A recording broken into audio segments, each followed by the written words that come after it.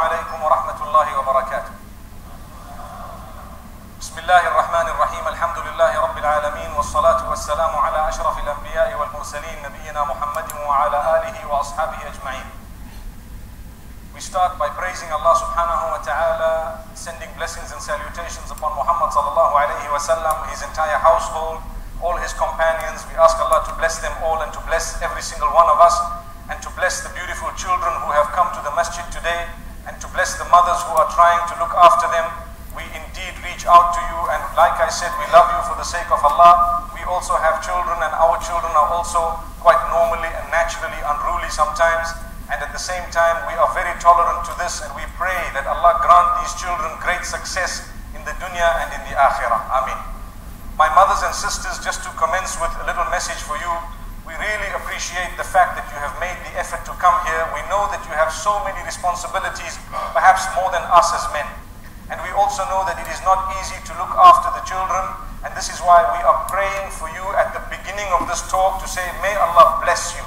May Allah open your doors. May He make it easy for you. And may He grant you a smile on your face. There were a few children, mashallah, who were wailing, should I say, or perhaps who were slightly vocal, if I can word it more respectfully.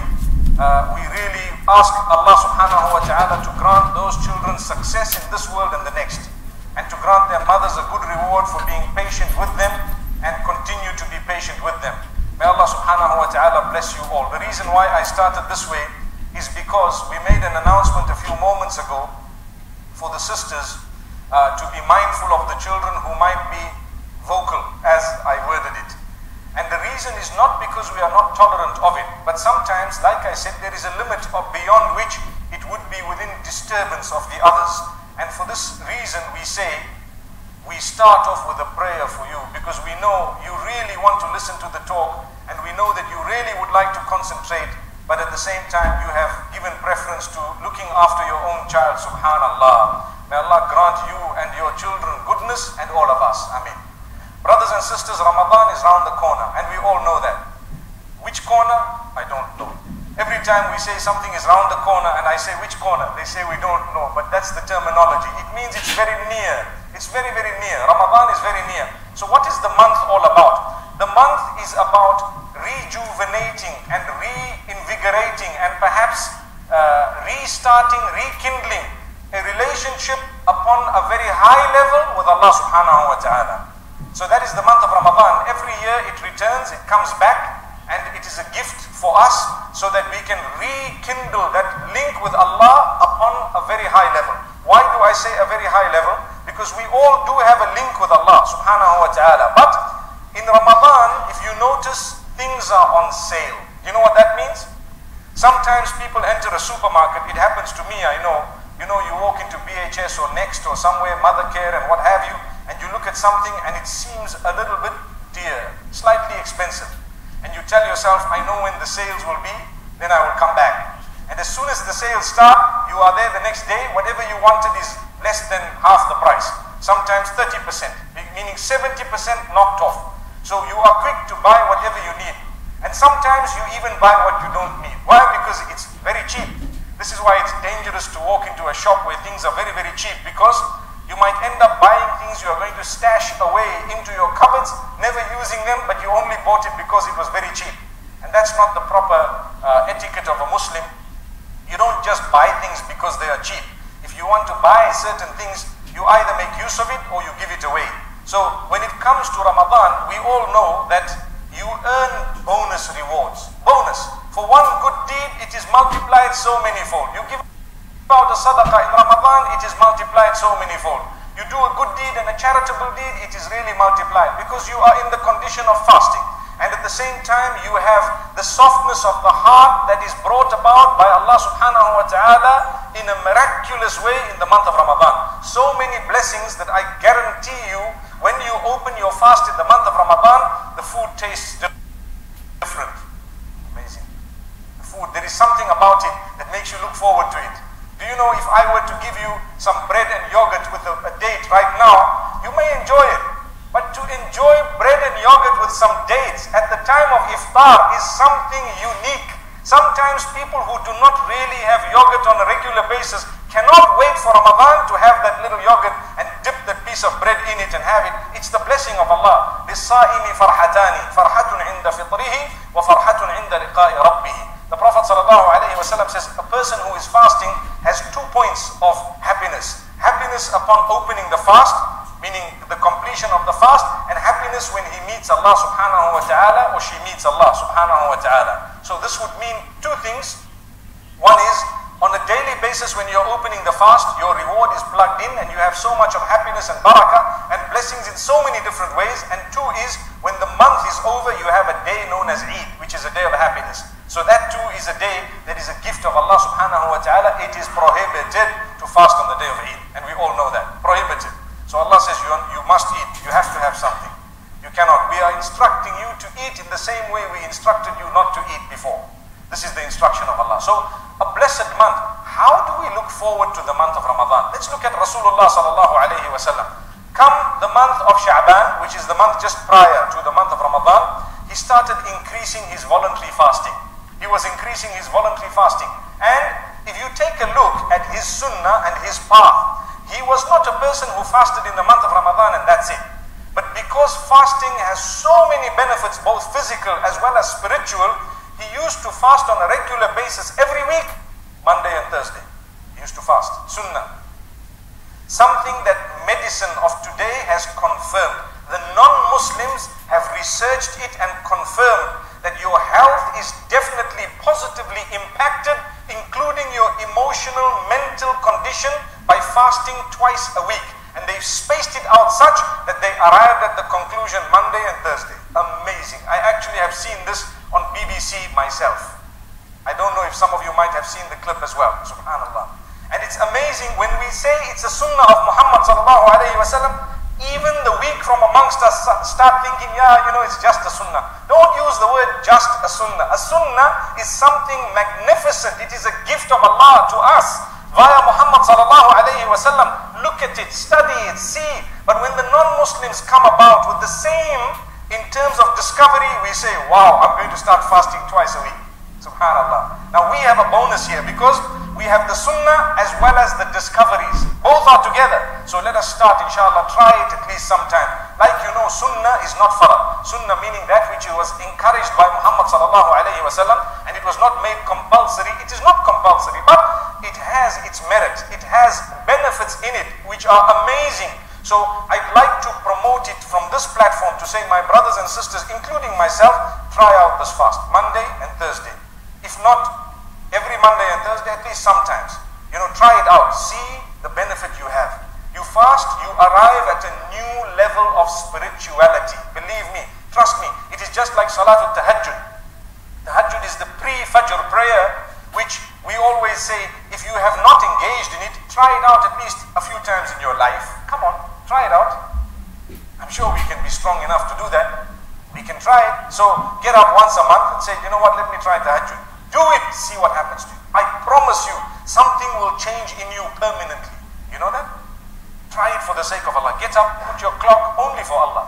And you know what? Nowadays, Fajr is quite early, especially in this country here. So a lot of us are awake up too late because that is the general norm in the weekends in the Middle East. You know, you're awake most of the time because it's so hot during the day. So now, you'd rather fulfill your tahajjud. At least, you know, some people say, okay, you must sleep before you read tahajjud. To be honest, it's not a condition. It's not a condition for the tahajjud to be correct. You can actually read it even though you have not slept. Fulfill it. And ask Allah subhanahu wa ta'ala to accept it. Try it out. And then also, try the fasting. The voluntary fasting. And you see what will happen. When Ramadan comes in, it clocks in smoothly. And you have a beautiful high that you are starting upon. When I say a high here, I'm talking of a spiritual high, mashallah. Also, Muhammad sallallahu alayhi wa sallam had something else which was extremely unique. Extremely unique. He taught us that 3 days of the month, in the middle, fast, if you can. It's a sunnah. Sunnah meaning, again, encouraged by Muhammad sallallahu alayhi wa sallam. He did it, and for us to emulate it, we would achieve a reward for it. So if you take a look at this, 13th, 14th and 15th of the lunar calendar, he used to fast. And the idea is every good deed is multiplied by 10. Subhanallah. multiplied by 10 would make it 30. 30 is the whole month. You get a reward for the entire month. So if you fast those 3 days, it would be equivalent to having fasted the entire month. But you achieve such a big reward, such a big reward. And on top of that, your health, physically, mentally, you have arrived at a new level which you will only pick up some time later. This is the gift of Allah subhanahu wa ta'ala. So inshallah, I once again say, my brothers and sisters, let us promise Allah subhanahu wa ta'ala that we will try this out. We know that it is not compulsory, and I reiterate, it's a sunnah of Muhammad sallallahu alaihi wasallam, but it's important. Important meaning, try it out. Let's see. May Allah make me strong as well, and all of us. Ameen. My brothers and sisters, this is one way of looking forward to the month of Ramadan, by promising Allah these things. Look, Ya Allah, I'm going to fast, not only in Ramadan, but even outside Ramadan, because we have a problem. What is the problem? The problem is, in a lot of cases, we tend to worship Allah correctly only in the month of Ramadan. Come Ramadan, the alcohol is thrown aside, the music CDs are thrown aside, everything else is thrown aside, the zina is stopped. May Allah forgive us all and protect us. Everything bad is stopped, and we become such a good person. Why? Because they saw the moon. They saw the moon. So we become brilliant people, and you know what happens? May Allah forgive us. As soon as the other moon is sighted, everything comes back. It's like the day of Eid means I am doing qada for the food that I did not have, and I'm doing qada for all the sins that I abstained from during Ramadan. Here goes. Now you're on a roller coaster once again. If that is the case, بِئْسَ الْقَوْمِ لَا يَعْبُدُونَ اللَّهَ إِلَّا فِي رَمَضَانِ. What a bad nation who only worships Allah in the month of Ramadan. He is the same Allah. Do you know the contentment you feel in Ramadan can be prolonged even beyond for the next 11 months on condition that you just ensure that you are pleasing Allah in a similar fashion. When I worshipped Allah in Ramadan, I made sure my salah was in order, at least my farad. Continue the farad, the compulsory salah even after Ramadan. Make sure you are there. We have something known as Taraweeh, which is also a sunnah of Muhammad sallallahu alayhi wa sallam. The prolonged prayer wherein we listen to the entire Quran in most cases, and that is a sunnah also of Muhammad sallallahu alayhi wa sallam. It is prolonged, and one of the ideas here would also be for us to enjoy it. Imagine a prolonged salah is known as a tarweeha. If you look at the deep meaning of the Arabic language of that word, it is to do with your comfort. It is to do with something easy going. It is to do with something that is giving you a break, but it is salah that is prolonged. How many of us truly receive comfort when we prolong in salah? It's something unique. If you look at it, it shows that the way we look at salah sometimes is actually wrong. Let's be honest, a lot of us look at salah as a responsibility being a burden rather than a responsibility being a gift that we should be honored to engage in. Like I always say, and I've said it from this seat as well in the past, my brothers and sisters, there is a difference between a person who fulfills salah because he has to do it, and another who fulfills it because he wants to fulfill it. Very big difference. There comes a time when someone says, why are you reading your salah? And the person will say, because I have to. It's a duty. That's correct. The answer is not wrong. But there comes a time when a person wants to read that salah. They're looking forward. They know it's a duty, but they don't stop at that. They really want to. In that case, they will start working on the quality of the salah rather than the quantity. Because if you're doing it because you have to, you come in and you just down and up and down and up, and you finish your salah and you're out. You say Alhamdulillah, and we are done. Allahumma anta salam, and you walk out and everything is gone. But if you read it because you want to, you come in and you take your time, you stand correctly, you have made wudu properly, and Allahu Akbar. When you start your prayer, you are plugged in with Allah, nothing distracts you, and you can lengthen it. The longer you prolong, the more you enjoy it. Is that what happens to us? May Allah make us that. May Allah subhanahu wa ta'ala make us that.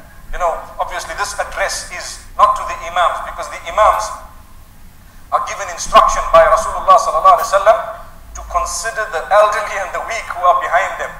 So it doesn't mean that you need to just stand in salah for so long, subhanallah, and you are an imam knowing that people are perhaps weak and elderly, sometimes even the children are perhaps crying and so on behind. The Prophet sallallahu alaihi wasallam's teaching is to shorten it slightly in that particular case. But sometimes, and I know this has happened, and I must mention it, you get some elderly, I have had some elderly who've come to me. They say, Sheikh, you know what, I'm old and my legs are sore. So please shorten the salah. But my brother, I really respect you. You are my elder brother. I have read something so short. He says, no, you must shorten it more because my legs are sore. That is also a misinterpretation. You do not shorten it beyond the sunnah of Muhammad sallallahu alayhi wa sallam, where I just say, I start my salah and I say, okay, there's weak people who are weak at the back. So every salah is inna a'tainaka al-kawthar and qul huwallahu ahad. Every salah. By default, without even thinking, وَلَضَّالِّينَ إِنَّا أَعْطَيْنَاكَ الْكَوْثَرَ فَصَلِّ لِرَبِّكَ وَانْحَرْ. It happens. When does that happen?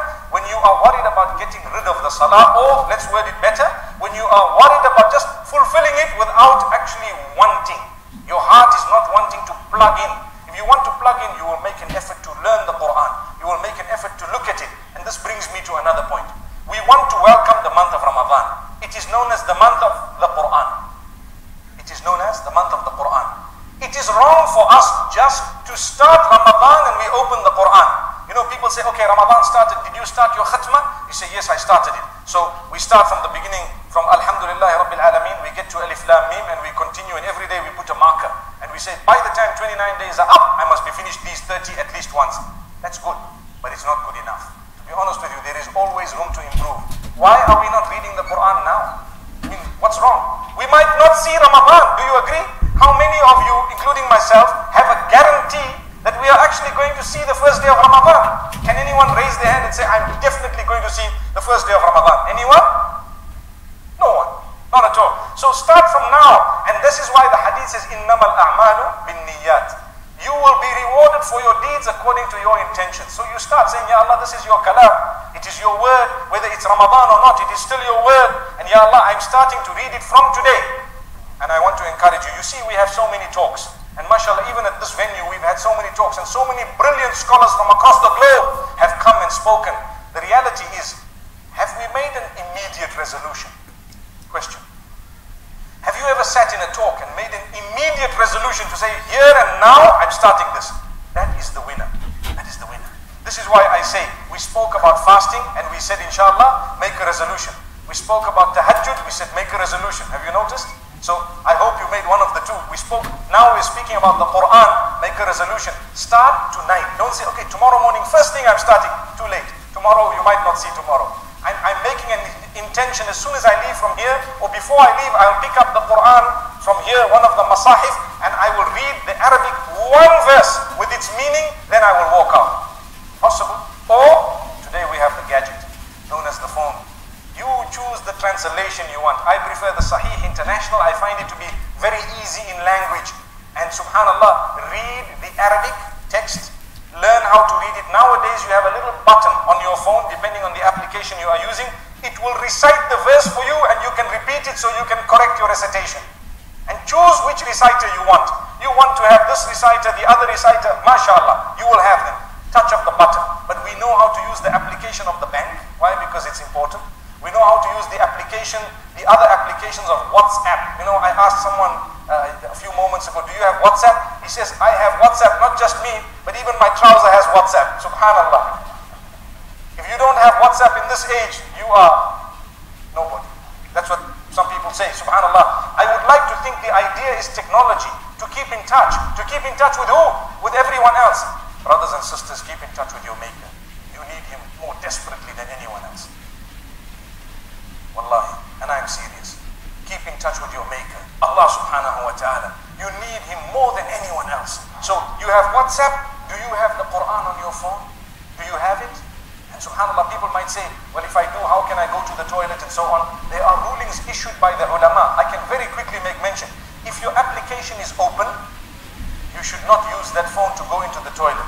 But you close the application, your screen is blank, meaning it is closed completely. You can go in, there is no harm. It is something digital.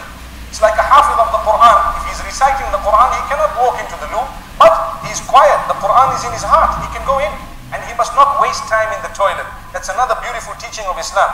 When we go to the loo, we are not going there to have fun. If you go into some loos, you see magazines, especially those in some places who play golf. I recall very clearly when I was a little bit younger, I entered one man's, the loo in one man's home, and on the top, the shanks, the top, he had the rules of golf. wallahi, you won't believe what I'm telling you, but some of you might have seen it because now they sell it on an international scale. They have a small golf green in the toilet, meaning a small little makeshift thing with a mini putter and a golf ball. And whilst you're sitting, you're busy putting. Whilst you're sitting, you're busy putting. I'm not joking. I'm honest with you. You can Google it and check it, but please don't buy it. So they're putting. Why? Because they're wasting their time. We are taught as Muslims, you go to the loo, it is known as al-qada al-haja, in order to finish your business. You go in there, you relieve yourself, and you come out. There is a dua to read before you enter and as you exit. To ask Allah protection from the devil, because we are taught that sometimes shaitan infests those areas. So you go in and you come out. Please don't play golf in the loo and stop reading magazines and all that in the toilet. I know, so much so that last week someone sent me an image on WhatsApp, and I must share this with you because I just remembered it now. And it showed a man sitting on a pan, and he said, "Oh no, I forgot my phone." You know what that means?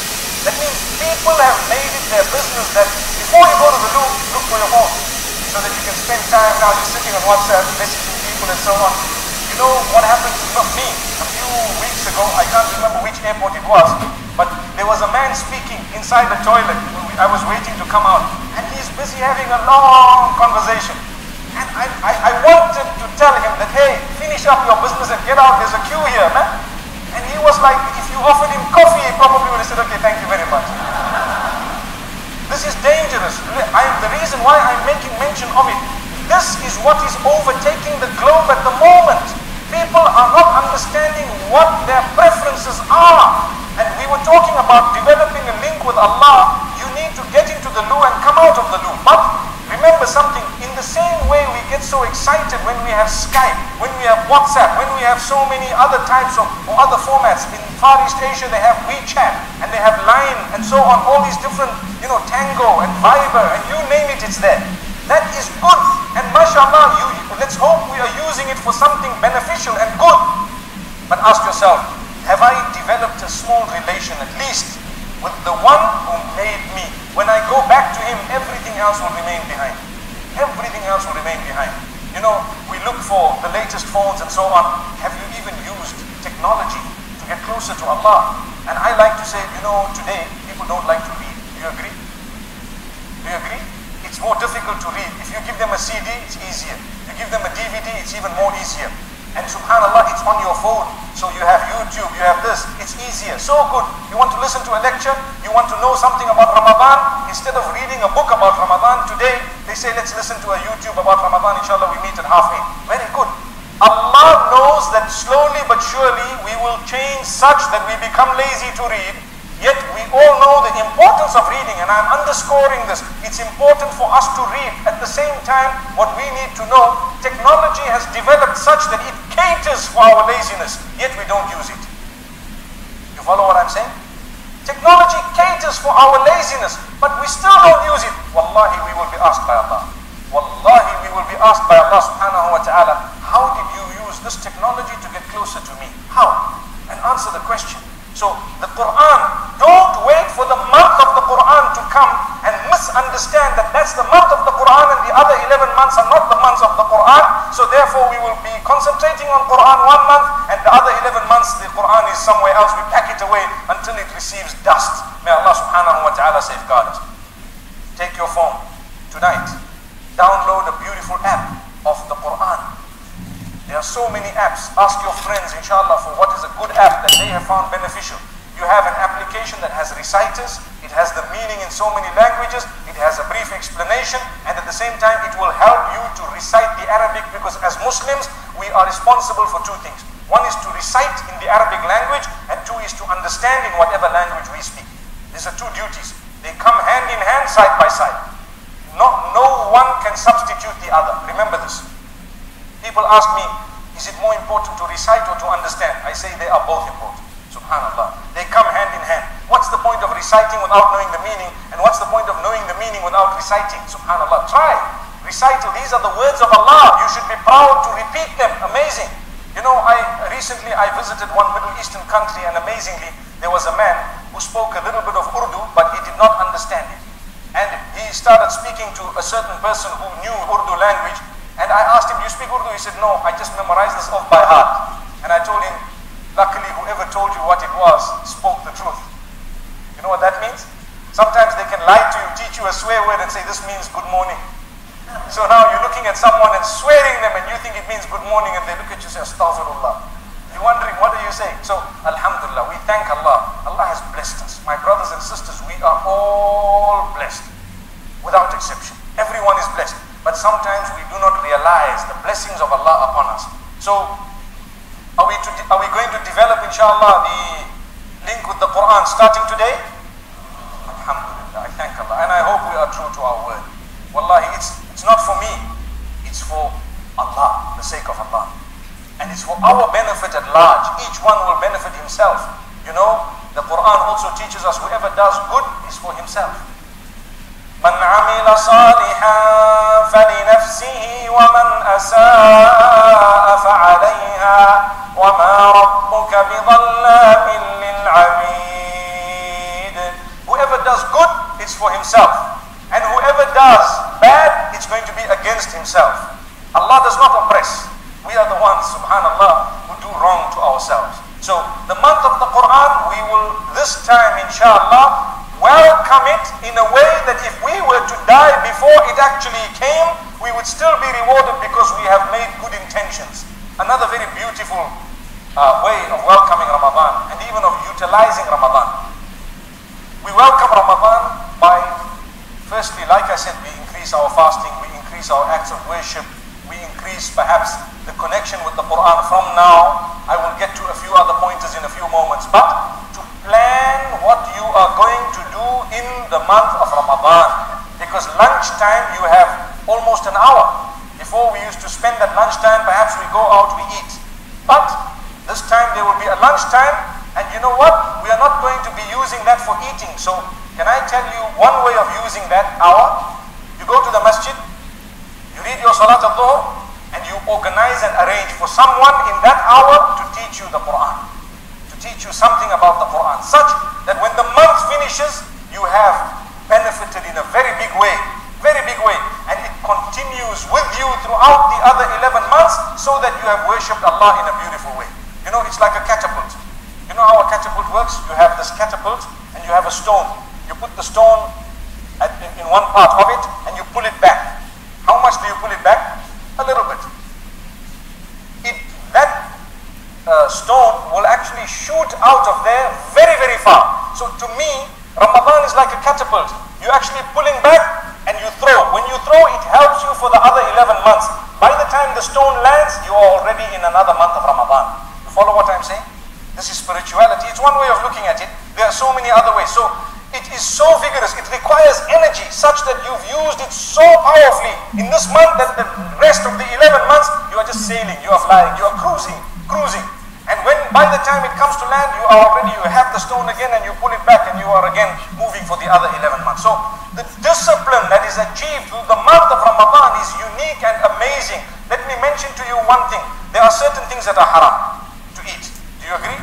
Like for example, you have pork, you have alcohol, you have so many other things, that which is not slaughtered correctly and whatever else. So many things are prohibited. You're not allowed.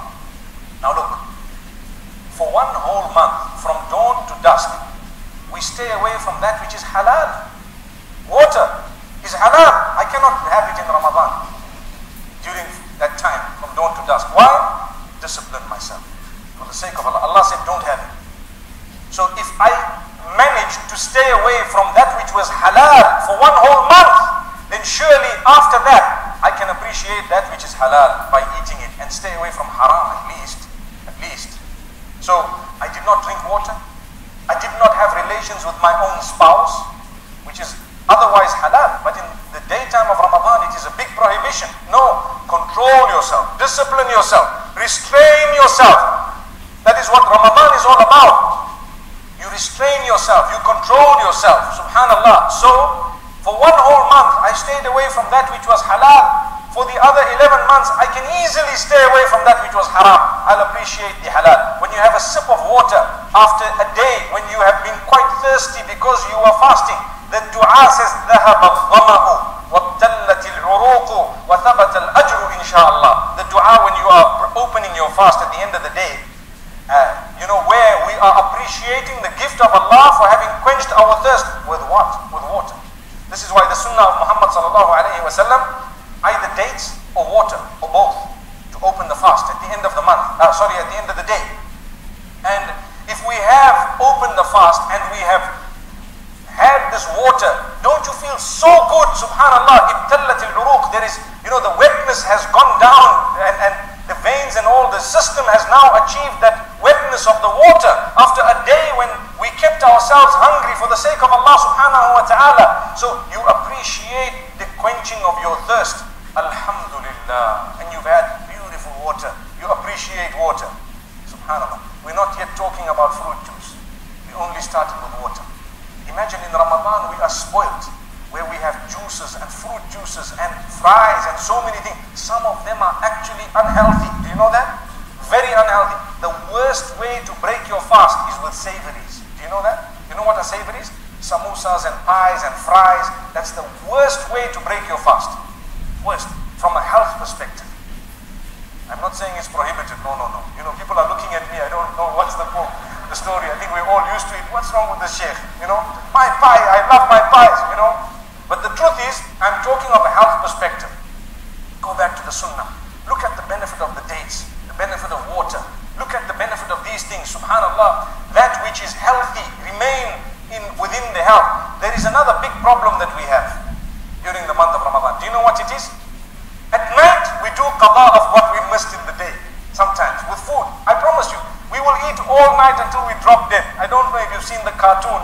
I think it is done by Abu Productive, if I'm not mistaken. But where it shows a man who's fasting during the day and he eats so much at night that he cannot read Taraweeh and he's just like a dead person. And he's waiting for the next day. And he's enjoying it so much. In fact, the belly grew in Ramadan. People gain weight in Ramadan. May Allah protect us. Remember, it's about discipline. It's about your health. Allah has blessed you with this. From now, cut down a little bit on your food.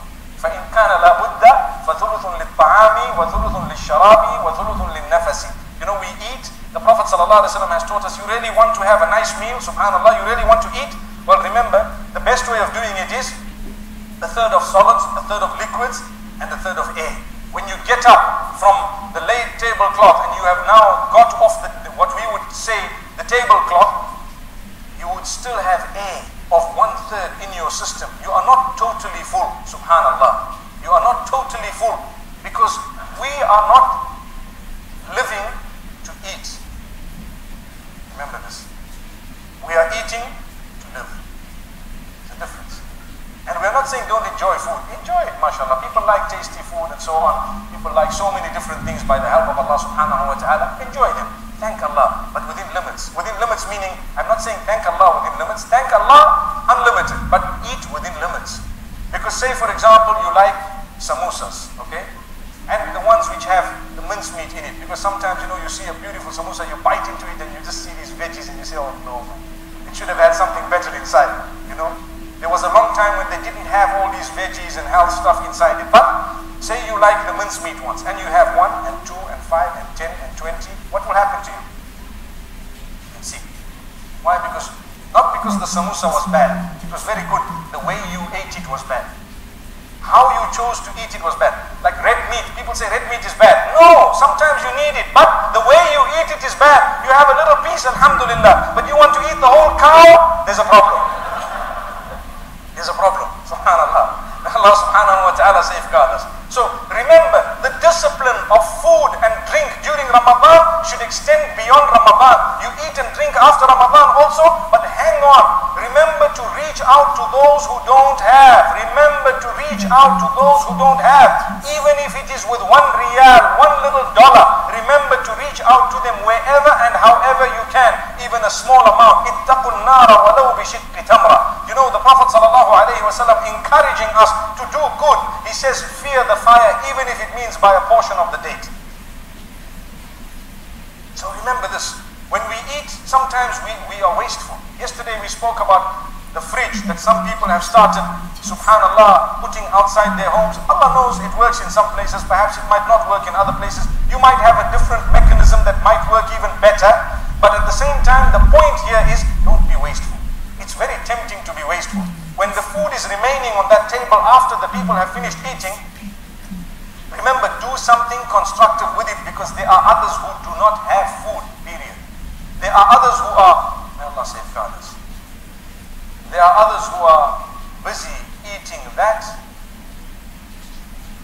which otherwise would not be permissible. There are people across the globe in different places who are picking on grains. Little children, I have seen snippets of our children in various parts of the world who are picking little grains and busy putting them in their mouth. And we are sitting here with so much and it's just thrown away. Is that the case? I believe we can do better, inshallah. Let's word it respectfully. We can do better, inshallah. We can actually do something. And remember, where there is a will, there is a way. If you are really serious about not wasting, you will manage. If you are really serious, you will manage. You will succeed. Something good will come out of it. And this is what we are taught as Muslimin. So, by the help of Allah subhanahu wa ta'ala, we hope from now to hold back a bit on your food, inshallah. You know, if you already have that discipline, alhamdulillah. If not, you can actually, not just because Ramadan is coming, but because you want to be a more healthy person. You know, I find, this is for myself, the day I've eaten a lot, I feel very lazy, very lazy. I think my system is busy digesting and so on, and by the time it's over, I'm tired because my system is working without me working. Even if I'm just sitting, I start yawning, and you start feeling lazy, and you want to sleep and so on. It's your system operating. But the minute or the day I have eaten slightly less, I feel very active. I want to do something. I've eaten a bit less, and I've chosen healthy food. Remember this. May Allah subhanahu wa ta'ala protect us. May He grant us good health, and may He cure all those who are sick and ill. Ameen. May He grant cure miraculously to those who are sick and ill across the globe. Brothers and sisters, another very important point to welcome the month of Ramadan is by engaging in a lot of istighfar. Ask Allah's forgiveness on a daily basis. Many of us take for granted the sunnah of Muhammad sallallahu alayhi wa sallam.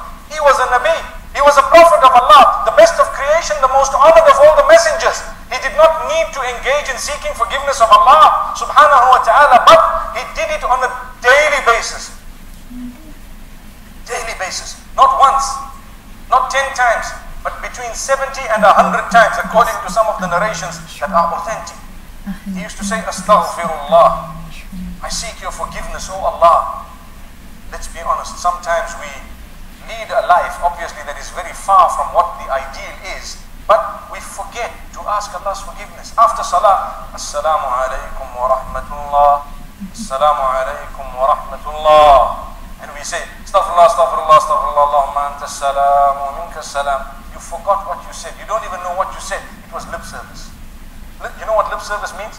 Your lips moved, your tongue said it, but your concentration wasn't there. So you don't even know that you've actually asked Allah to forgive you because your heart was not present.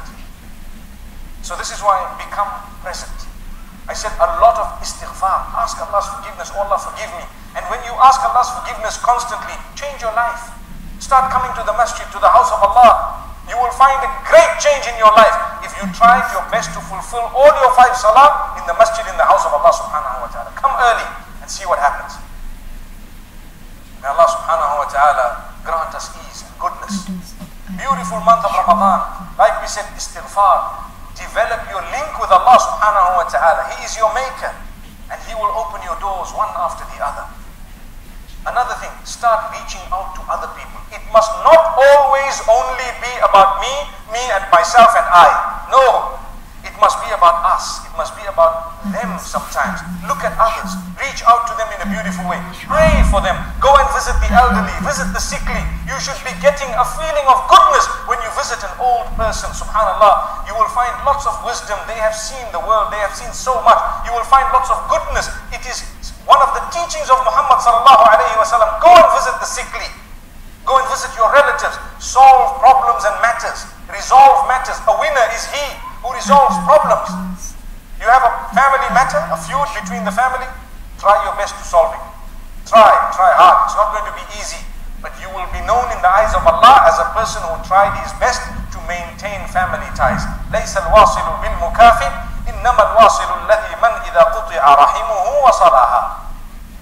A person who is a maintainer of good family ties is not he who has a tit-for-tat relationship. You know what that means? They give me something, I give them something. They give me something, I give them something. I remember I went to one country. May Allah grant us forgiveness. I went to one country and someone invited me to a wedding. know this because it's the culture in some countries. And as I was entering the venue, there is a man sitting outside with a book. And he tells you, Sheikh, he asked me a question. Can I write your name? I said, no, thank you. No, and he just looked at me, he gave me such a dirty look. I didn't know what is the issue, because I was unaware of the culture. Sheikh, you want to write your name? I said, no, I really, it's okay. I don't need to write my name. And I went in. And I went in and I had the meal and everything. When I came out, the same man asked me, Sheikh, did you enjoy the meal? I said, hey, mashallah, it was very nice. He said, so would you like to write your name? I said, no, thank you. He looked at me and he said, but, I said, what's the problem? He said, everyone is writing. He said, what are they writing? He says, you have to write your name. So I said, okay, so write it. He said, so how much are you giving? Wallahi, I'm not joking. I was shocked because I was new to the culture. I guarantee you, some of you know what I'm talking about. I guarantee you. So he said, okay, I write. I said, what do you mean? He said, you have to pay. You have to come. He said, you think we invited you for free? What? I first time coming across this culture, you know? And then he wrote my name and I'm looking that they said so much. I won't say the currency because you know where it was. He said so much. I said, oh, he said, you know what? You are from abroad. You're from outside. We're expecting something better from you. Inna lillahi wa inna ilayhi raji'un. And you know what? It so happened that that moment I did not have cash in my hand. And I was so embarrassed. I told him, you know what? I can write, but I will have to send it to you. He said, don't make excuses, Sheikh. People respect you. I said, no.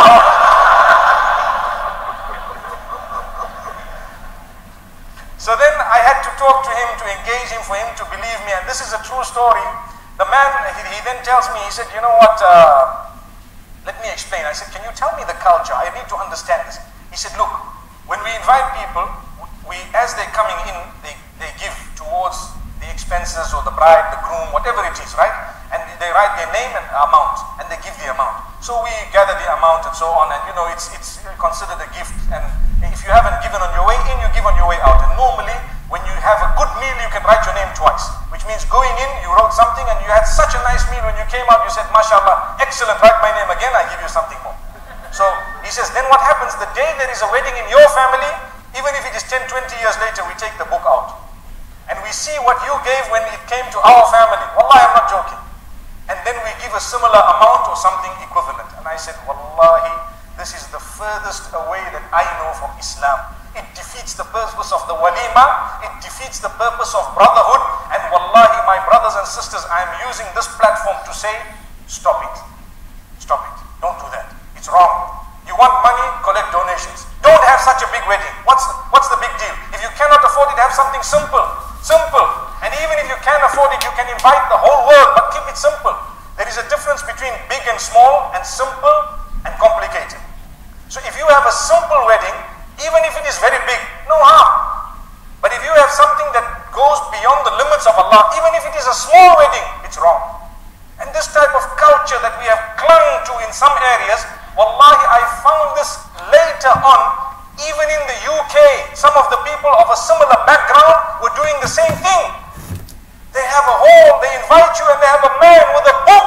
It's just as well that now I know what the book is all about. May Allah subhanahu wa ta'ala benefit us. We have a book of deeds that we are worried about. They have a book of money that they're worried about. May Allah subhanahu wa ta'ala grant us goodness.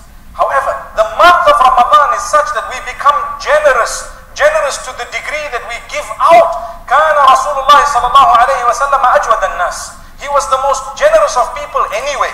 But in Ramadan, he was even more generous. So much so that the hadith describes it as karrih al-mursala. Al-rih al-mursala means the wind that is moving, that is, blowing. If the wind is blowing, like now this fan is on, for example, it comes to me and it comes to anyone who is in the path. Anyone who is in the path of it. Subhanallah, it's wind that catches everyone, which means the generosity reaches everyone. I'm generous to you with my smile.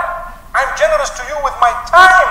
I'm generous to you with whatever Allah has blessed me with by the help of Allah subhanahu wa ta'ala. So we will engage in istighfar. We will try and welcome this beautiful month by turning to Allah and by developing our character and conduct, by improving the relationship we have in our homes and houses.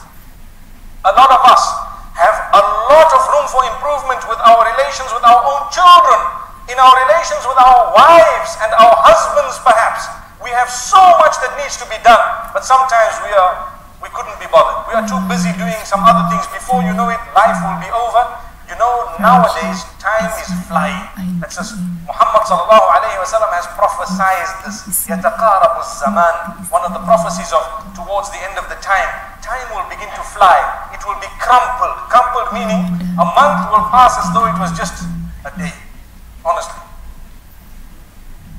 You would recall the day you were married, the older ones from amongst us.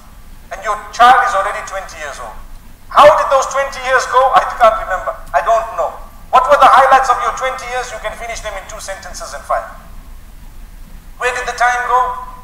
So we are wasting time somehow. It's seeping. There is a leakage. You know, if you have a water meter and all your taps are closed in your house and the water meter still keeps on flowing, you know, it still keeps on rotating and moving, there is a leakage somewhere. You need an expert plumber to come in and identify where the leak is, unless your meter is faulty.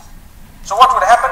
He would come in. If he cannot identify it, call in another expert. They will identify, you know what, this is your problem. This is where the water is leaking under the ground and you are paying a big bill for this water. The same is happening to our time. It's seeping, it's leaking. We're using it sometimes for that which is not constructive. It's destructive, it's a waste. It's a waste of time. So look at it and every minute should count. Ask yourself, how did I use it? This is why we say there is no room for laziness in Islam. No room for procrastination in Islam. Do not leave today's work for tomorrow just because you feel you will be able to do it tomorrow. In fact, tomorrow's work, if you can do it today, a productive Muslim will bring it in and do it now. So that tomorrow something else might come up and you can achieve. This is why we say, let's start benefiting for the month of Ramadan from now. May Allah subhanahu wa ta'ala protect us and grant us goodness and ease. So I hope and I pray the few words I've said, I just noticed my 45 minutes are up by the help of Allah subhanahu wa ta'ala. I hope and I pray the few words I have said have actually touched some chords at least, because you know when we speak of preparation for Ramadan, we could speak up to Ramadan and even into Ramadan. But the reality is we need to start getting closer to Allah, bearing in mind we might not see the beginning of the month. It really comes back and it comes back and it comes back every year. There will be one year when we will not see the Ramadan because we will be gone. 1 year, it's going to happen. It's either this time or some other time. So bear in mind that this is the gift of Allah subhanahu wa ta'ala for us, that we are seated here in His house. May He forgive us. May Allah subhanahu wa ta'ala bless us. May He grant us ease and goodness. May He open our doors. May He make us from those who can really make resolutions that are current. And here and now, we've spoken about quite a few of them. Let's hope that we can pledge right here, right now, that we will engage in at least one of the matters that we've discussed today as positive resolutions in order to enhance ourselves as good Muslimin, to become better people, so that when the month of Ramadan comes, we will already be on a beautiful level and we will excel and improve, and we will know how to even welcome the months after Ramadan that are so beneficial and so beautiful. May Allah subhanahu wa ta'ala bless you all, and may He bless the entire globe. May Allah subhanahu wa ta'ala guide us all until we meet again sometime in this beautiful city or elsewhere. أقول قولي هذا وصلى الله وسلم وبارك على نبينا محمد. سبحان الله بحمده سبحانك اللهم وبحمدك نشهد أن لا إله إلا أنت نستغفرك ونتوب